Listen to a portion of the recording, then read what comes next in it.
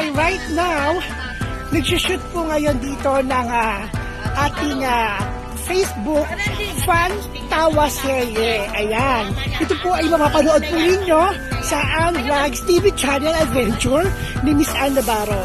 So, as you can see, ito po yung behind the scene and actual na nangyayari right there and then dito sa ating the first ever Facebook fan tawa serye.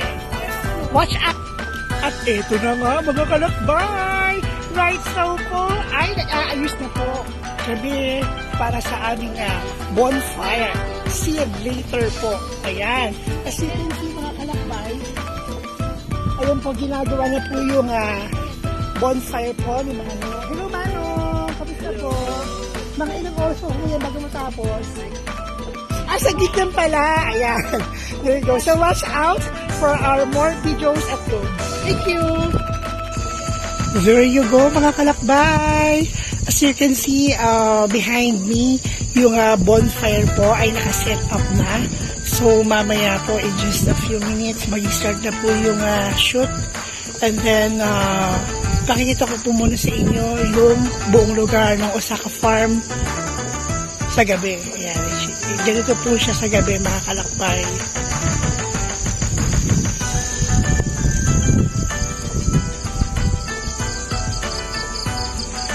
Mamaya po sisindihan na po yung bonfire and then mag-start na po kami ng shoot. Napakalamig po dito sa gabi. Pero nung kaninang dumating po kami mga kalakbay ng mga bandang hapon, hindi naman po siya ganong kainitan. Alright? Then dumating kami dito ng mga 2:30. Yung ambience po, yung atmosphere po kasi dito ay malamig. Right? Kung dumampi man po sa balat namin yung init, hindi ganun kasi init talaga. Na talaga yung temperature na, yung normal temperature na init. Dito po kasi sa Amadeo ay naghahalo init at lamig. So ngayon, late at night na po, so malamig na po talaga siya.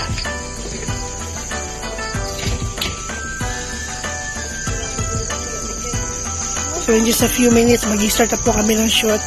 Maraming salamat po, mga kalakbay. Keep safe everyone. There you go, mga kalakbay. As you can see behind me, yung bonfire po ay nakaset up na. So mamaya po in just a few minutes, mag-start na po yung shoot. And then, pakikita ko po muna sa inyo yung buong lugar ng Osaka Farm sa gabi. Ganito po siya sa gabi, mga kalakbay.